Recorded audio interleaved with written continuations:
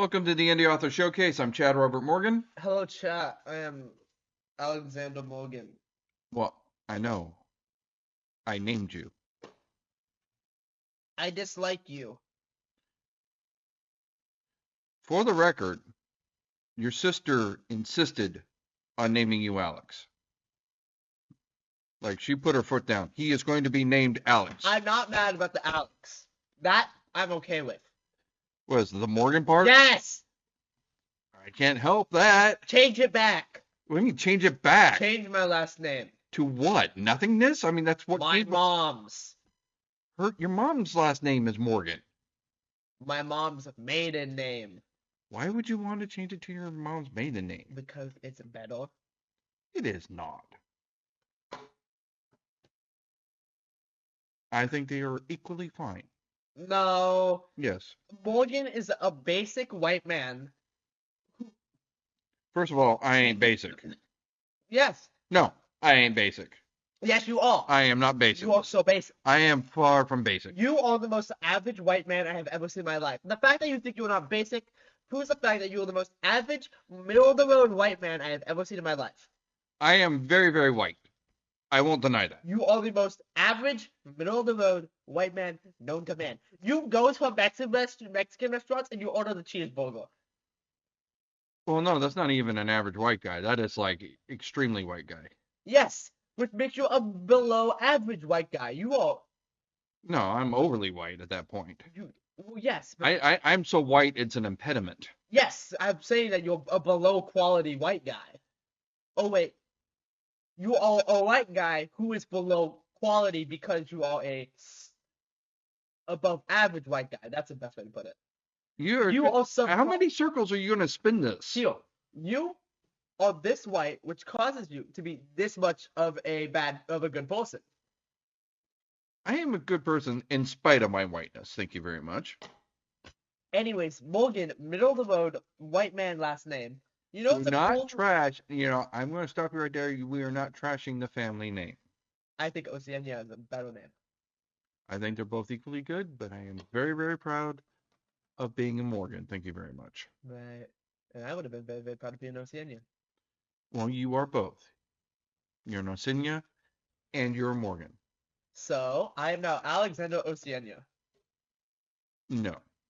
You're Alexander Morgan. Uh-huh. Okay. Are you done pissing on your family heritage now? Yeah. You do realize the Morgan family tree is a very long and proud family history. Mm-hmm. I mean, your grandfather died fighting Nazis. Yeah? Oh, I see. That's the side that I'm going with. Hadn't intended it, but that's a good point. So yeah, no, it's like your grandfather died fighting Nazis. Of course, he didn't realize he would resurge in popularity 100 years later. But yes, that actually brings us to a very unintentional segue of this week's book. So before we get, let's go ahead and get in the book since we've already kind of gone down that road and stumbled down it. So what is this week's book? A Daughter of the Holocaust by Melanie Sol. Okay. So there is a story behind this book of why I chose this book. Okay. So this book is not about a survivor of the Holocaust, right? Because those that have survived the Holocaust are very, very few right now, right? We are quickly approaching a time when we are going to no longer have firsthand accounts of the Holocaust because it was so long ago, okay? Because keep in mind, World War II was in the 1930s, yes. Right? That we're getting close to 100 years. Yeah. Unfortunately, time and old age is going to eliminate the last of the Holocaust survivors, and then we are going to be robbed of firsthand accounts of what happened. Okay? This book is of the daughter of a Holocaust survivor, so this is a secondhand account. One of the points she's making in this book is how that trauma is generational. Okay. That even though she was not born during the Holocaust, um, the Holocaust came and went before she was born, because her father had those psychological and emotional scars, they were passed down. So in the book, she describes stories that her father has told her and how that affected him and how that affected her. Um, this book is what we call a vanity project.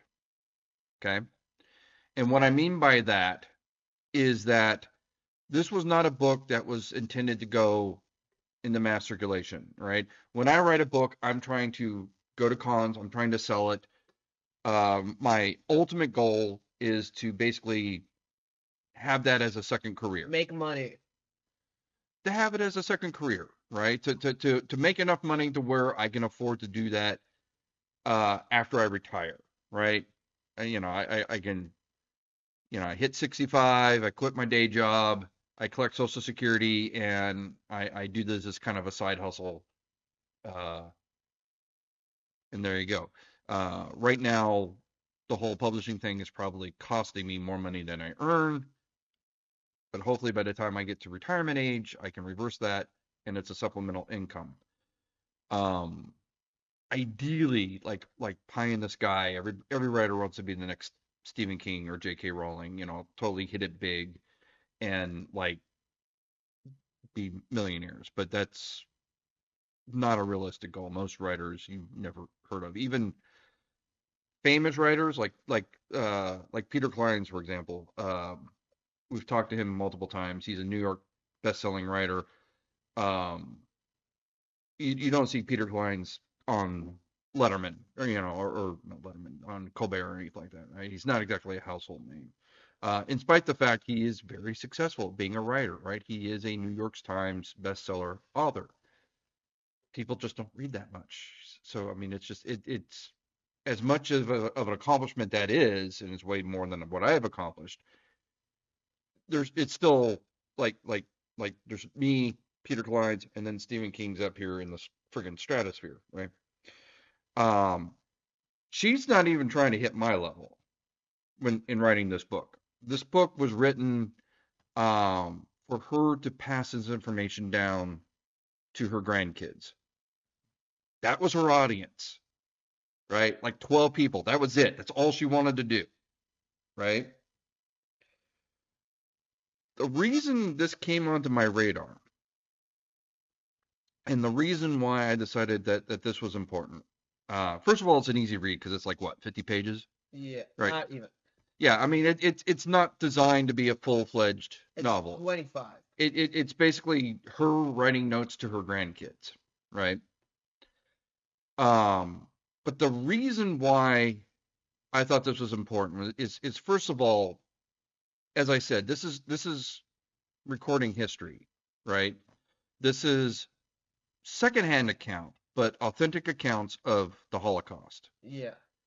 Um, but more importantly, is the reason this popped up on my radar is I stumbled over this news article by chance, by accident. I was flipping channels. I was on the wrong channel. I was actually trying to, I think, turn on CNN, and I was off by a digit. Um, and I was actually watching a Jewish news program, right? When she ordered these books for her grandkids, all the books have been defaced. Oh. All of them on the inside of the pages were written, anti-Semitic slurs and things like that all over the pages, every single one of them. Wow. Now, keep in mind, she's publishing this through Amazon, right? That she's printing it through KDP. She ordered copies for her immediate family. That was supposed to be the end of the story, right? And then she gets it, and every single one of them is defaced, which means it either happened like at the press, which is again owned and run by Amazon, or when it was packaged and shipped. Yeah. which again was done by Amazon.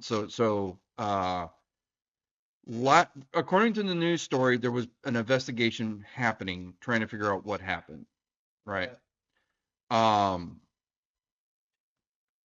so I thought this was important to try to we wanted to use our platform, as small as it is, to try to bring this story to light. Because there's one thing that has really been a problem in recent years is a huge wave of anti-Semitism, right? And the goal of the podcast is not to get political, right? But I think we need to, first of all, we need to do one thing is that we need to be able to divorce the people from the government. Okay. So like I'll say right now, like when October 10th happened, I'm obviously not a fan of what Hamas did, right? Uh, Israel and Hamas has been in war for over a year because October 10th, they're still releasing the hostages that they took. Today, as we're recording this, they were supposed to be releasing remains of hostages, the ones that didn't survive, right? Whole families were massacred, right? That does not mean I hate the Palestinian people, right? I hate their leadership. I hate Hamas, but I do not hate the Palestinian people, okay? Some of the reasons for the conflict are because of some of the things that the Israeli government has done. I do not like the right wing Netanyahu government that's in charge of Israel. That does not mean I don't like Jewish people, right? They're totally separate. In fact, do you know who also hates the current Netanyahu administration? Who? Israelis, right? To blame Jews for what their government is doing is sort of like blaming us for what Trump is doing, okay? Half the country didn't vote for Trump. In fact, literally half the country did not vote. Trump won a plurality, not a majority. Do you know what I mean by that? Yeah. Yeah. He won like something like 49.2% of the vote. He did not even get the majority vote. So half the country doesn't want this guy. Um, so yeah, I mean, Trump is doing things I don't agree with. Okay. And again, not trying to get political. There might be viewers that like Trump and are okay with his policies. That's your opinion. That's fine. The point is, if you are not a supporter of his policy, you feel like, you're getting blamed for something you had no choice in, right? There are people in Israel that feel the same way. They see what their government is doing and they feel like they're getting blamed for it. And the same with the Palestinians, okay? Um, John Oliver actually did a really good report on Hamas. Hamas billed themselves to the Palestinian people as a moderate group. And so the Palestinians elected them. And the minute they did that, Hamas declared martial law and there was no more elections. So the Palestinians couldn't vote them out if they wanted to because there's no more voting, right? Hamas hijacked the Palestinian government, according to that article, right? So I'm not a fan of Hamas. I'm not a fan of the Netanyahu administration. I'm not a fan of the Trump administration. That is different from saying my opinion of the Palestinians or the Jewish people or Americans, right? We have to separate the people from the politics. Um, and what's happening today is that we're not separating that, right? There is reason to, um, I don't want to say critique, criticize the politics that's happening. That does not mean that the Jewish people are lying about the Holocaust or that they're horrible people or anything like that. Um, any more than all Americans are horrible because Trump is you know trying to separate kids from their parents when they come across the border, right? Mhm. Um,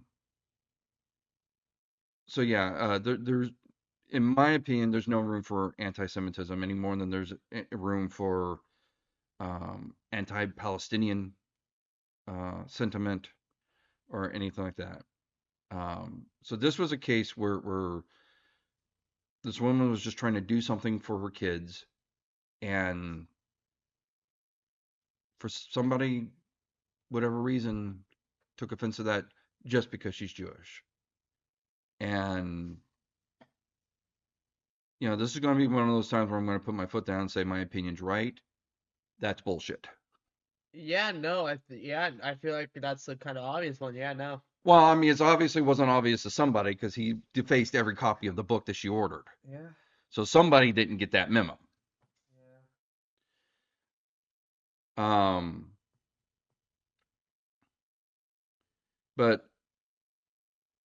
the Holocaust is also something that's somewhat personal to us as well as Morgans. Not the Holocaust itself, but World War II, because as I said, your grandfather died on a bombing mission into Germany. Right. Um, so whenever I hear anybody like freaking Kanye going, "Oh, I'm a Nazi," I just want to smack the crap out of that guy, right? Because your great grandfather died to stop that kind of right wing fascism bullshit, not for it to become some rapper talking out of his ass, right? This is not something you joke about. This is not something that you say to get shock value, right? These are people that basically um, look to the Jewish people, turned them into an enemy for the sole purpose of building themselves up. Um, and millions died because of it. Um, so yeah, I'm firmly on camp. Nazis suck. I feel like that's an obvious one. You would think. You would think. You would think that would be obvious. But I mean, again, like I said, we got freaking Kanye literally going, "I'm a Nazi." Um, But it's funny because it's like that's not even like a like at school. That's just kind of like how people talk. That's what I've. see, and I mean, and like I said, it's I take personal offense to this because again, we keep in mind that the sacrifice happened long before I was even thought of. Your grandfather, my father was a child when this happened. But that's why your grandfather was orphaned. Yeah. Um, because your grandfather and your great uncle Russ's mother died shortly after, and the two brothers were actually separated. Again, I'm recommending the book not because it's like the best written book ever or because it's so in depth. It's obviously not, but because I think this is an important footnote in history. Buy it. Why? Why not? It's not an expensive book. It's not expensive. It's not big. But I mean, it's definitely like I said, we're getting to the point where firsthand reports are not going to be available anymore. It's cheap, short, and powerful. Buy it. So now we're going to secondhand, and even then, I mean, like I said, this woman's a grandmother, so she's already um, in advanced years. So how much longer until we're down to third and fourth hand accounts because of just the passage of time? Yeah. So I thought it was an important story to bring up, and that's why we mentioned it. Right. So on that pleasant note, so let's talk a little bit about we've been gone for 2 weeks. Yeah. So we were gone last week because somebody procrastinated and then he got sick and then we couldn't record. Boo womp. But the week before that, where were we at? The con.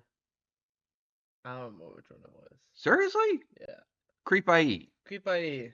Creep IE. The premier Inland Empire horror convention. Yeah.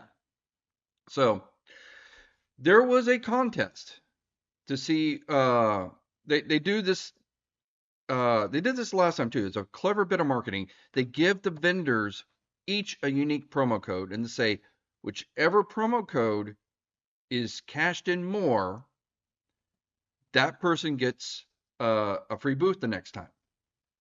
So the first time they did this, I came out of the gate strong. I had something like maybe 30 uh 30 codes used and everything like that. And so they announced it halfway, right? Like they gave the codes and then halfway before that in the con, they kind of give you a halftime update.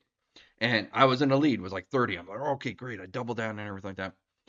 And um final tally, I got smoked. I tied for third. Two other people shot past me. Um I don't think anybody got into double digits, right? But I mean it was pretty uh I was pretty sad. So this time they came around, they handed out the promo codes. I'm like, oh, I'm going to hit the social media hard because I want that free booth, right? And halftime report came around, and I was way ahead at something like 60 Wow. codes, which was double what we did last time. So I hit it even harder. I'm like hitting all the socials, and thanks to everybody who used that code. But then something happened towards the end where I kind of shot myself in the foot. Is a week before the convention, they announced a new promo code that was going to support California wildfire relief. So I'm like, hopefully I'm far enough ahead that I've already won. And if not, oh well. And I started promoting the We Love LA promo code to support firefighter relief. Because as you know, Palisades Fire, burned down, Altadena burned down.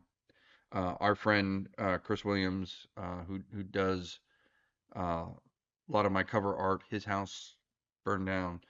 So again, this is personal, right? So I stopped promoting my code and I started promoting that code. I don't know how effective that was, but that's what I did. Final tally came up,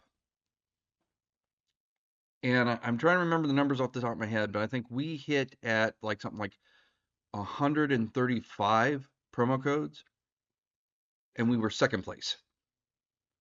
Top was something like I think about 160, 170. So third place was like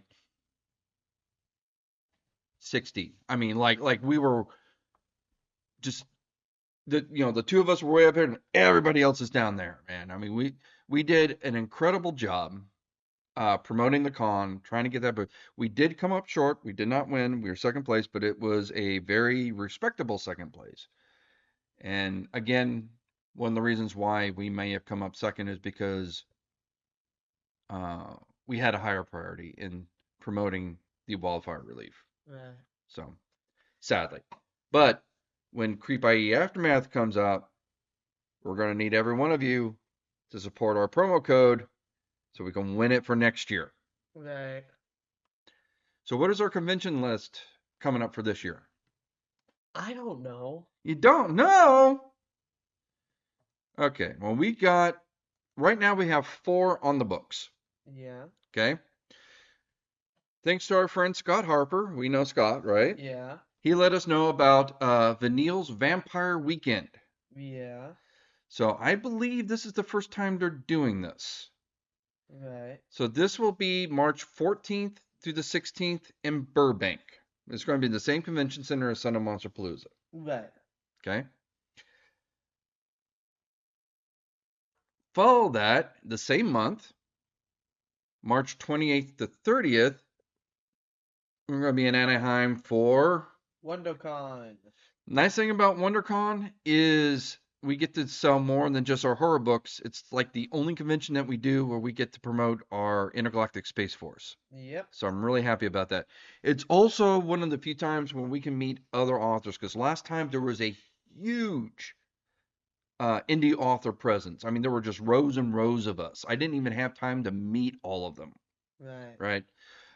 So this is a really good opportunity because, as you know, um, we either buy the books or they get donated. Those that get donated, they go to the top of the queue. Um,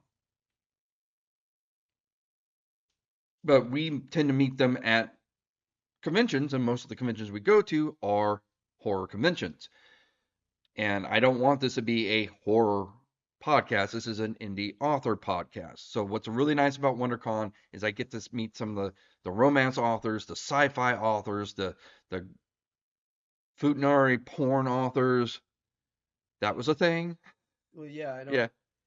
I Uh, am cultured. I know what futanari porn is, okay, Father?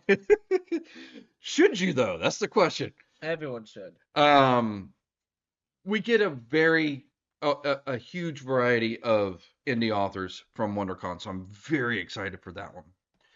Um, then we have a month off. Then we are at halfway into Halloween. Now this is only the second year they've done this, right? Alright. This will be an outdoor event in Rancho Jurupa Park. Oh. So I'm already trying to make plans on how we're going to do this because this is going to be outdoors. It's going to start during the daytime, but then it's going to get very, very dark, and there's no power out there. So we're I'm trying to come up with plans on how we're going to light up our tent and have power out there in the middle of this park.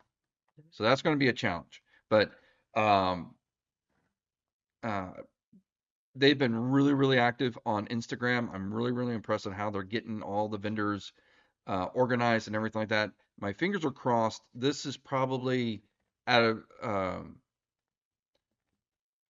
I'm very optimistic about how this one's going to turn out. So fingers crossed on this one. Let's just put it that way. Same month in May, so we're back to back in March. We're back to back in May. May 30th to June 1st, we are returning to Monster Palooza. This was our first horror convention ever. Wow. And we are returning to Monster Palooza. Was this be our third year It's so now? good. So 3 years at Monster Palooza. So I'm excited. Yeah. Um, so don't forget to like and share. If you like the podcast, if you like the books we're talking about, please share the stories, especially since, again, this one we've talked about a very personal and important story, I feel. Um, like and subscribe. Click the like button. You go, King. You pop off, Diva. You do you. Yeah, slay. Well, it's the Mel Brooks principle. If you like it, tell everyone that you know. If you don't, keep your big mouth shut. What does that have to do with me going, yeah, slay, Because I have no King? idea what you're saying. You do So, you, Diva. Yes, you go. You strut down that walkway, girl. okay. I don't know why I said that. I'm going to edit that out because I have no idea why I just said that. No, keep it in. No. Snip, snip. Don't be a coward. I will be. Don't be. I will be in a huge chicken shit and cut that out because I look stupid. You dishonor your More family. so than normal. You dishonor your family. Says the person that wants to change his name. Shake my head. Anyways, with that, to the loo chat. Bye.